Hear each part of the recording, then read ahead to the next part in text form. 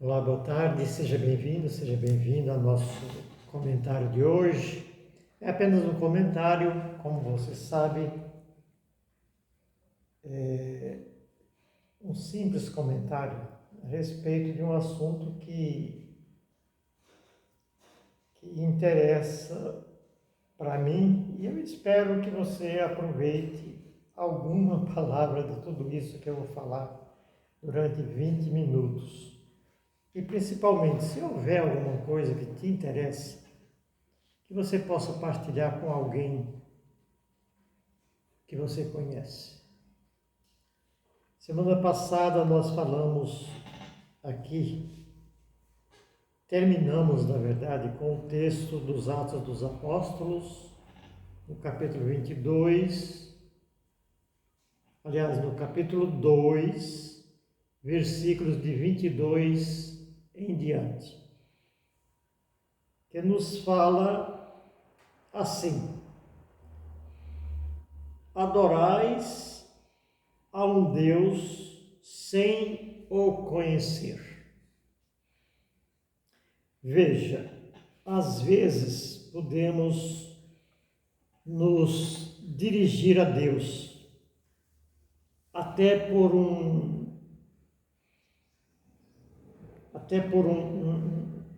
impulso natural. Qualquer coisa a gente pode gritar por Deus e é muito comum acontecer isso. Qualquer coisa, meu Deus, socorro, meu Deus, é assim. E podemos falar isso sem saber que nele está o sentido da nossa vida. É em Deus que está o sentido da nossa vida. Ninguém pode questionar isso. E também a solução para todas as nossas opressões. Porque Ele é um Deus libertador. Então, também isso é um Deus que nos liberta de todas as nossas opressões. Lá no Evangelho de São Mateus, no capítulo 11, versículo 28, aliás, esta é a única palavra bíblica para o nosso comentário. Mateus 11, 28, versículo 28, está escrito o seguinte: vinde a mim, vós que estáis cansados e abatidos com o peso dos vossos fardos, e eu vos aliviarei. É o próprio Jesus que fala isso. Fala Deus, fala Jesus, fala o Espírito Santo. É Deus. Deus das três pessoas da Trindade. Então, é Ele quem nos alivia os fardos que eu e você carregamos. Nós temos fardos para carregar. Se você dizer que não tem, eu vou dizer, talvez você não está percebendo. Quem sabe sua força é tão grande a ponto de você não perceber. Então é isso, vinde a mim, vós que estáis cansados e abatidos. Né? E cansa, né? E eu vos lhe darei descanso. Portanto, é nele onde está o nosso repouso, o nosso descanso. Ninguém pode questionar isso. Será você concorda comigo? Será que é isso mesmo? Ou tem outra forma? Eu não conheço. Então, o cenário que nós vivemos e vemos é esse.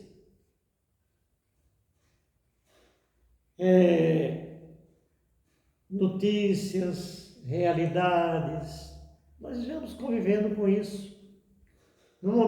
Neste momento, nós estamos vivendo e vendo o quê? Destruição aqui e ali pelas águas, né? Água que destrói um bairro inteiro, que mata 60, 70 pessoas. E isso aí vai nos deixando tão assim, constrangido por tanta coisa que a gente escuta e a gente vê, que a gente fica dizendo, meu Deus do céu, que tanta coisa. Vemos os comentários pela televisão, que são constantes sobre fome, a fome, né? Fome. Isso não é de agora. Mas tem tempo, você sabe, tem as determinadas épocas do ano, ou de alguns anos bissextos, que isso vem à tona, né? Se salienta mais ainda. Fome.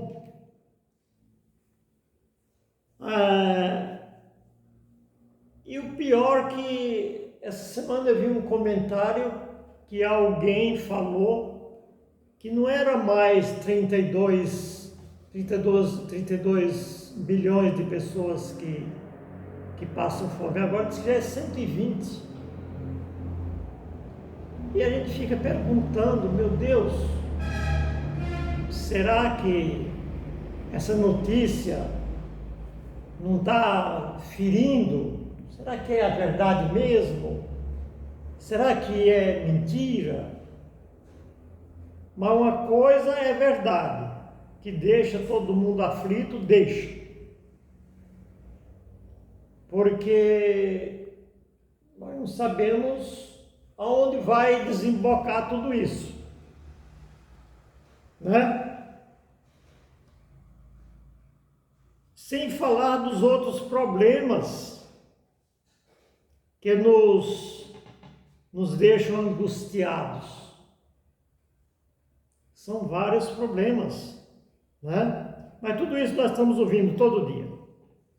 Sabemos que alguma coisa está sendo feita. Sabemos.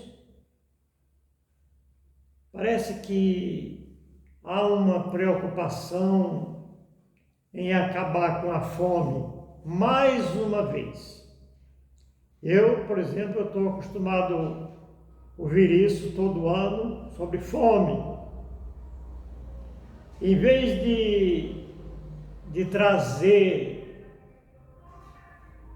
alguma coisa que pode dar alegria, é alguma coisa que dá tristeza, porque é angustiante. Bom, alguém está fazendo alguma coisa, mas vem a pergunta: quem está pagando a conta? Quem é que está pagando essa conta? É alguém que é bom? É alguém que é bastante generoso, gosta de partilhar o que tem?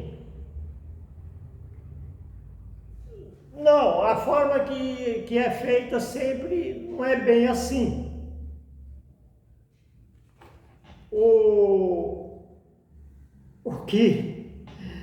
O que acontece é o seguinte: quem está pagando a conta é o povo que paga seus impostos, porque o dinheiro dos impostos é revertido também para isso. Então não é alguém que está fazendo porque é bom ou porque é bastante generoso. Esse dinheiro sai do bolso da outra parte que não está passando fome. Portanto, ele tira de um e põe para o outro. E Na verdade, esses que estão bancando, que estão pagando a conta, também tem outros boletos que começam a chegar. Começo do ano, por exemplo, para aqueles que ainda têm seus ganhos, os que ainda têm seus ganhos, começa a chegar os impostos, né? Sobre seus salários, começa a chegar IPVA, IPTU, pedágio, plano de saúde, remédios, escolas para os filhos, enfim, moradia. Essas mesmas pessoas que estão pagando a conta da fome, são essas mesmas pessoas que têm todos esses encargos. Enfim, tem o custeio, tem a manutenção de uma moradia, a família, com todas as implicações e os imprevistos. Essa é a classe média? Será que esse resto que está pagando todas essas contas, será que essa é a classe média? Não sei se tem essa classe média, não sei. E eu pergunto, se daqui a pouco esses venham a precisar de ajuda também, e começa a tirar, daqui a pouco pode ser que correm o risco de esses que estão bancando também começar a precisar de ajuda. Eu penso que a solução material seria pedir socorro aos primos ricos. Eu chamo aqui de primo rico aqueles que têm um salário bem recheado, né? Os que têm um salário bem recheado. Está na hora de começar a pedir ajuda para eles.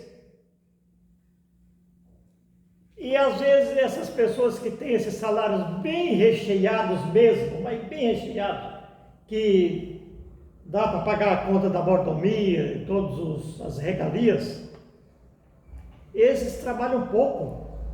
Normalmente é assim que funciona. Olha que coisa, né? Parece que não está bem, parece que o peso da balança está meio desequilibrado.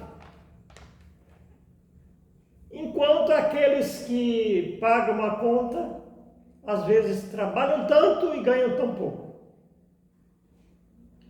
Eu tenho assim, analisado esses pontos assim, eu fico, nossa, meu Deus, quanta coisa, chamando pelo nome de Deus, mesmo porque é só Ele quem tem a solução. E assim a gente vai, né? Agora, se a gente mudar o tema, por exemplo, falando sobre um plano espiritual. Se falar sobre um plano espiritual, esse talvez para acabar com o problema, para dar uma solução definitiva. Talvez esse desse uma solução definitiva para esses problemas que existem, no qual todos precisam estar incluídos. Um plano espiritual onde incluísse a todos, não só aquele que é carente da comida, ou da roupa, ou da moradia, ou de um cobertor para se cobrir. Então, nesse plano espiritual, estaríamos incluídos todos, sem exceção. porque a carência e a fome do nome de Deus é tão grande, mas é tão grande, que essa se estende a todos, a todos. Todos estão passando fome do nome de Deus. Isso é uma realidade. Só você vê o que acontece, aí você diz, só Deus vai dar uma solução.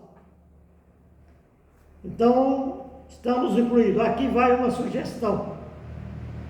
Fazer, sim, uma campanha permanente de valorização da vida. Sem precisar pensar que no momento vai todo mundo para a escola, para a faculdade, porque precisam de se reeducar para que a vida melhore. Não teria como fazer isso. Então, fazer um plano de valorização da vida através de uma orientação, um socorro, não só com comida, mas que essas pessoas se descubram seu valor, aprendam a se valorizar, aprendam a escolher, aprendam a viver, sem ficar carente ou dependente totalmente desses auxílios que são necessários, auxílios básicos que são necessários para viver. Talvez isso fosse uma solução, uma formação humana, uma formação social, sem precisar recomeçar, porque agora não teria como voltar para a escola. Esclarecendo as pessoas que elas têm valor, que elas podem descobrir os seus próprios valores através da fé, através da confiança em Deus, através de conhecer qual a solução verdadeira para a sua vida. Então, conhecer os verdadeiros valores da vida, de si mesmo e também do próximo. Independente da categoria a qual pertence. É provável que uma boa porcentagem não teve acesso a boas escolas. É provável isso. Escolas, consequentemente diplomas, mas não significa dizer que as pessoas que não tiveram escolas ou diplomas sejam menos dignas, porque podemos ver, pode acontecer de pessoas que tiveram escolas, diplomas, e também podem viver com todos esses recursos e oportunidades que tiveram, estarem no mundo do crime. Será que só são as pessoas que não tiveram escola que estão no mundo do crime? Não. Então é isso que vai deixando margem para a gente pensar tanto e às vezes se angustiar com essas coisas. Então, as pessoas precisam perceber que precisam sair dessa margem e ir para outra margem, onde há solução. Então, eu digo assim, que a solução para todos está no Deus Todo-Poderoso.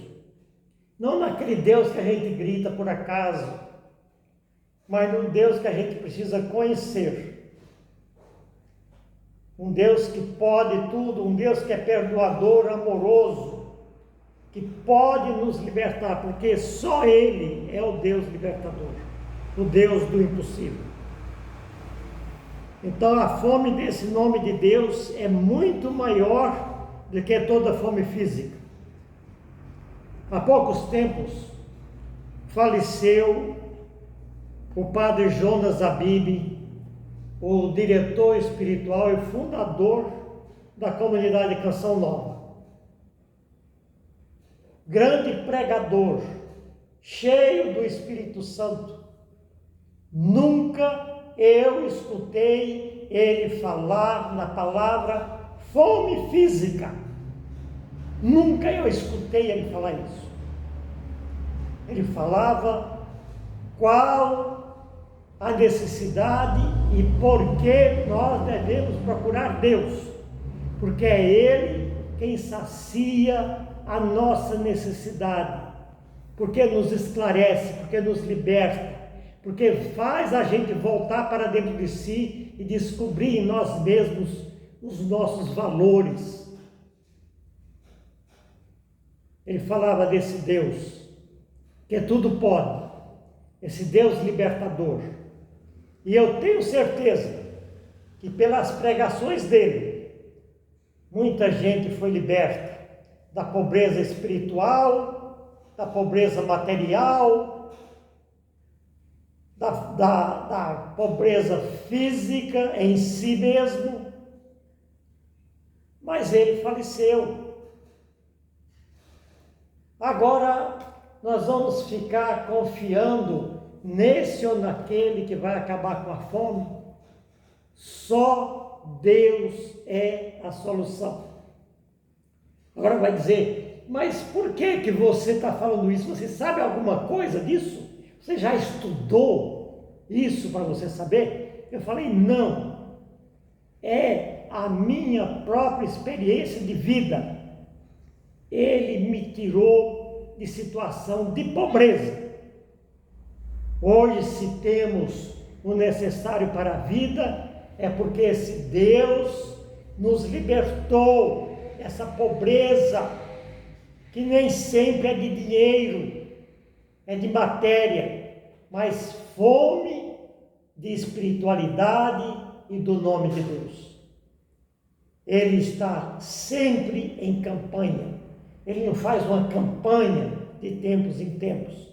Ele está em campanha permanente para nos libertar da fome e da miséria. Que o Senhor te abençoe em nome do Pai, do Filho e do Espírito Santo.